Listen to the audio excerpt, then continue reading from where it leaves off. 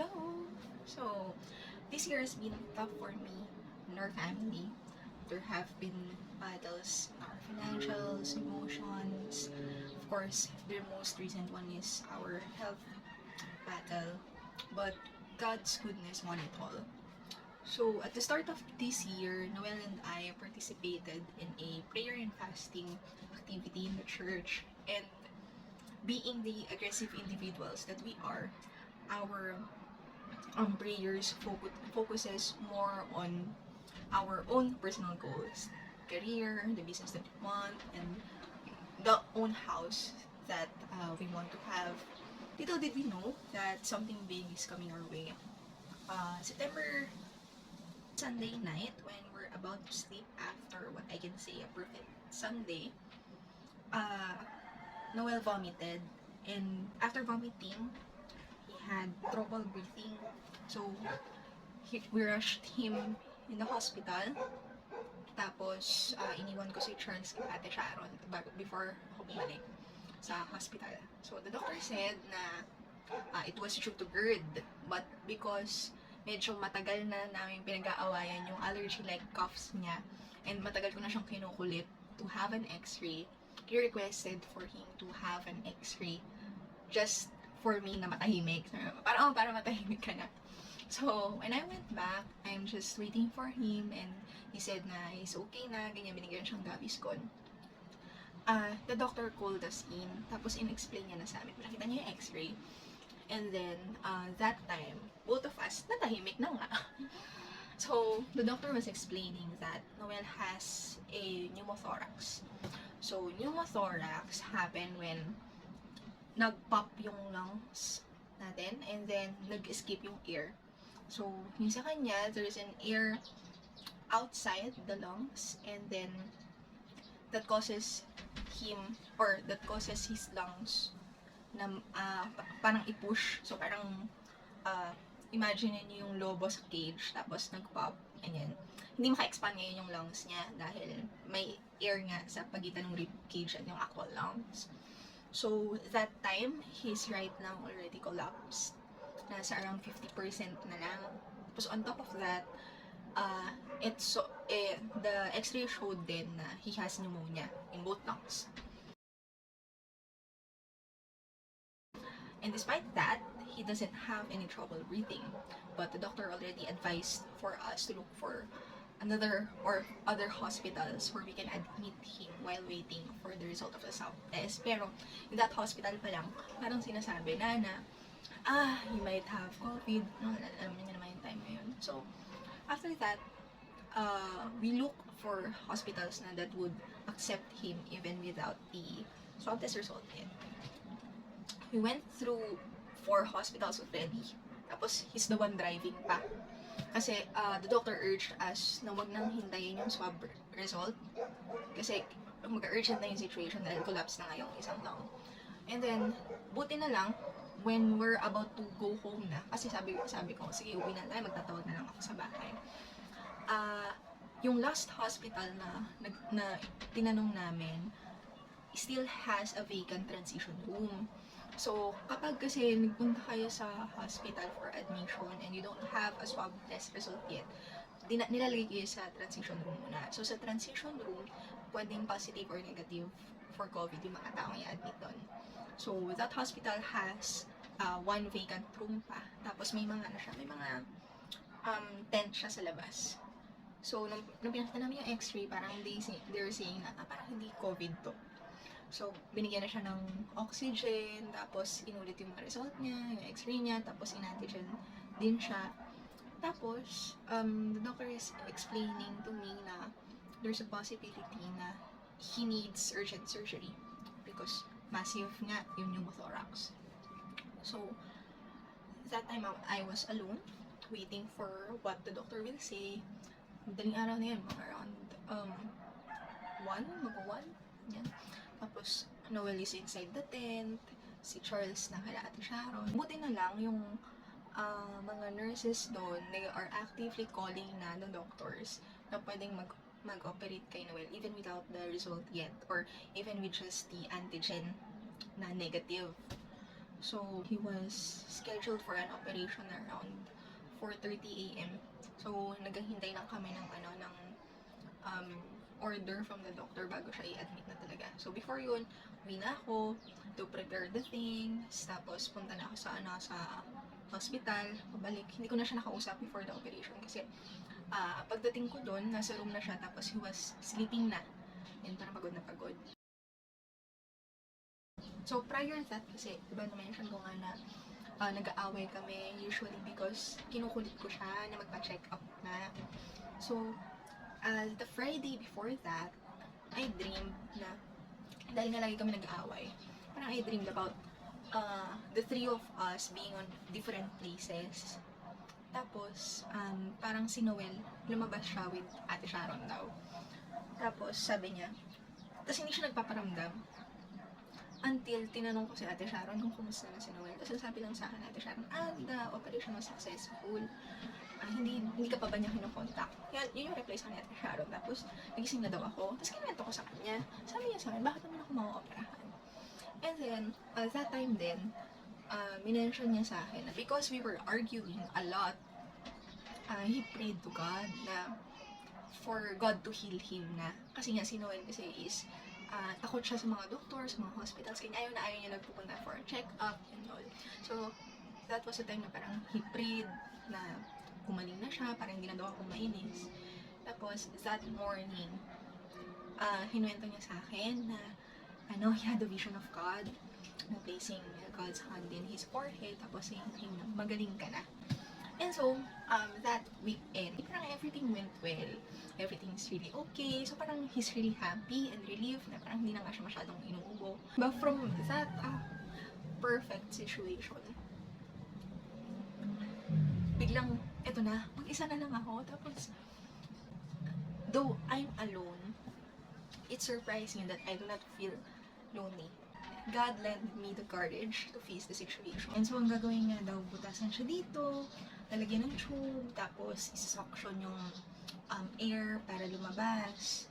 Tapos, we might stay in the hospital for 2 to 3 weeks kasi hindi agad matatanggal yung tube. It would depend kung gaano kabilis mag-heal yung lung niya and mag-inflate ulit. So, I asked the doctor na, sabi ko, pero doc, it's going to be okay naman, di ba? Tapos sabi niya sa akin, gagawin natin lahat ng makakaya. Tapos parang that's the first time na, yung gusto kong maiyak. Kasi syempre parang, pag sa movies, di ba, it feels just like, they're just sugarcoating what they want to tell you na prepare yourself for the worst. Despite what's happening, that's from a perfect situation into that insta snap. I felt God's assurance that everything's going to be okay, honestly. Kasi, on my mind, parang God is reminding me nung vision na kinento ni Noel na magaling ka na, you're healed. So, I hold on to that.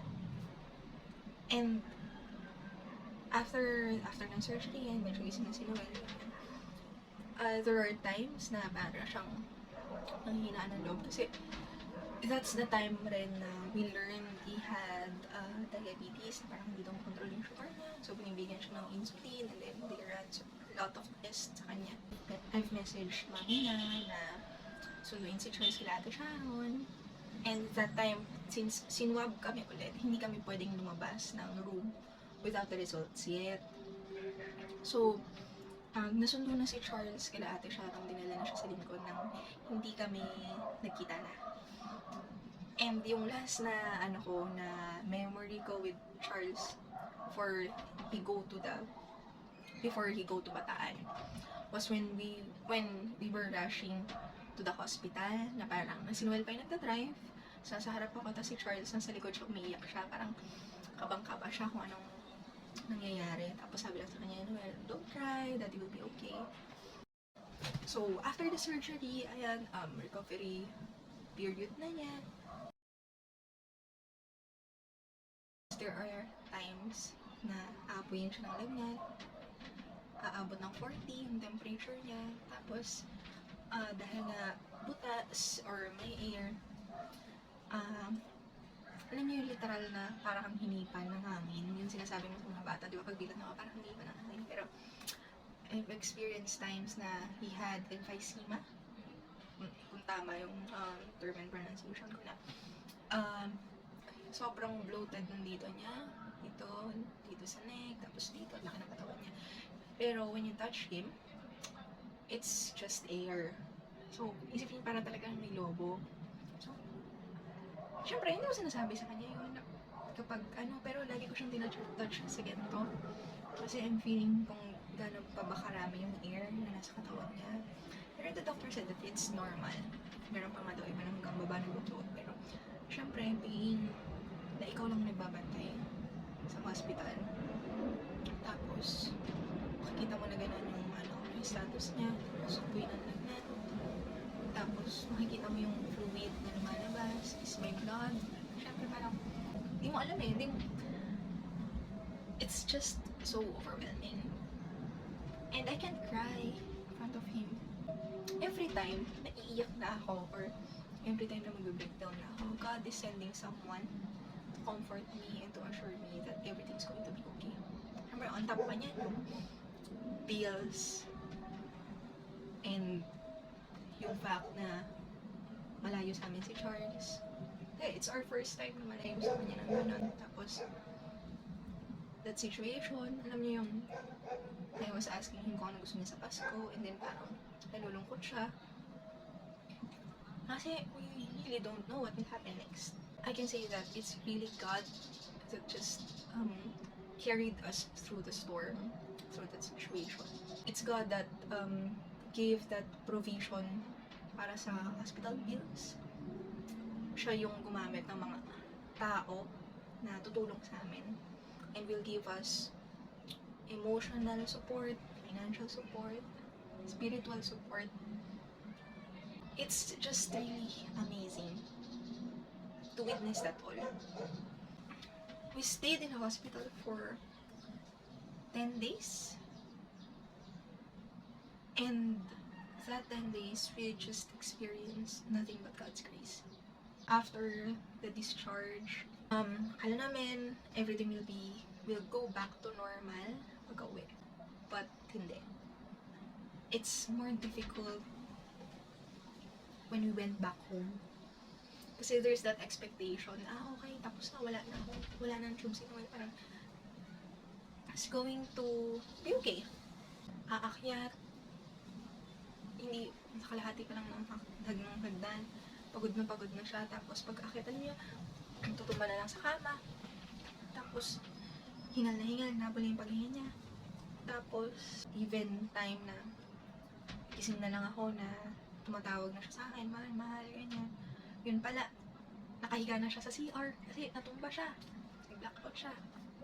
Ito na lang, hindi siya nabago. It just feels so overwhelming na you're just on autopilot, putting one foot in front of the other. And despite everything that happened, it's still that thought na Noel is healed. It's still that God's word na pinangahawakan natin, that everything shall come to pass. So, ayun, as a conclusion, highlight ng 26 year of life ko. So, number 1, when God says something, hold on to that. Kasi, diba, sometimes we tend to box God's power into our limited time frame. Like, for example, Lord, give me a sign pag Sunday, ganito na, ibig sabihin ganito yung gusto mo yan sa akin, diba? Mahilig tayo sa ganun. But, during this situation, I've learned that hindi natin siya pwedeng ikulong. Kagaya ng sinabi niya, diba, na magaling ka na, sabi niya kay Noel. Instead of me or us asking na, Lord, sabi mo magaling na si Noel, bakit nagkakaganto? You choose to see things in His perspective. You'll know that eventually, in His perfect orchestration, His word and His promise will be fulfilled. So just hold on to that. This, or the trials, are just part of the process. Second, I see my life now like I'm a character in a movie where God is the writer, the director, and the producer. So, dahil maarte ako. Diba, movies have intro, it has mga challenges and all. But one thing's for sure, the whole timeline has already been written. And things are happening how the director wants it to happen. In every situation, the director is in control, and in whatever trial, lahat ng tools for you or for that character to overcome the situation has already been set up and has been provided by the producer. So, medyo ganun din ko siya binview yung life today. Na, okay, may trial. There's a time na rin na nasa hospital ako. Lord, I'm so overwhelmed. Naiiyak ako. Sasabi ko, Lord, nasa script ba to? Iyak na ba ako? Something like that na. Kasi, totoo, na whatever you'll need, or whatever trial that you will face, God will equip you. Maybe before the trial will come, or during. Kasi, He will use different people, different situations. Siguro yun yung chances na iniisip natin sometimes na you're in the right place at the right time. Pero, that's really God's plan for you to be there. So, whatever situation you're into, just remember that God will give you the answer. God will equip you. And you shall overcome with His grace. The third one was, I'd like to quote in James 1:2-3, that count it all joy, my brothers, when you meet trials of various kinds. For you know that the testing of your faith produces steadfastness. Your trials today will turn to a beautiful testimony of God's goodness in His perfect time. If God healed well instantly without us knowing what's the whole situation, we may forget it in just a blink. But because God allowed us to go through this situation, and He let us saw His power to carry us through that very challenging situation, we now have a priceless experience that can be an instrument to reach others and to give hope to those na facing the same situation. So, at the end of it all, now things are not yet back to normal. Things are not yet the same as before, but I trust God's process. I trust God's time, and I trust His word that Noel is healed. And day by day, I'm seeing progress, little by little. You know, a little progress is still a progress. And whatever progress that is, I'm always thankful na may binibigay, may nangyayari. I'm seeing that little by little, and every day I'm seeing the grace of God moving. And ngayon, I'm more thankful of the things that I have.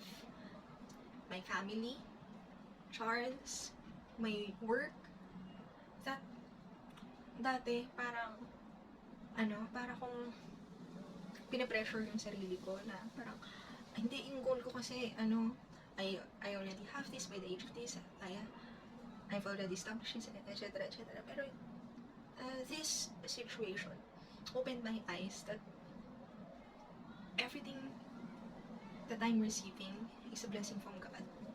That everything that I have now is from Him alone. And I should be thankful and cherish that. So, ayun. 9 years ago, I've backslid because I ran away from God. Kasi nagtampo ako na despite fasting and praying desperately for Him to heal Daddy, it did not turn out the way I've expected it to be. So, ayun, I ran away, rebelled. But after 9 years, God rescued me again by showing me firsthand his power to win over the same situation. On my 27th birthday, I'm just happy, so very happy and thankful that I am able to spend this day with my loved ones and with a complete family. So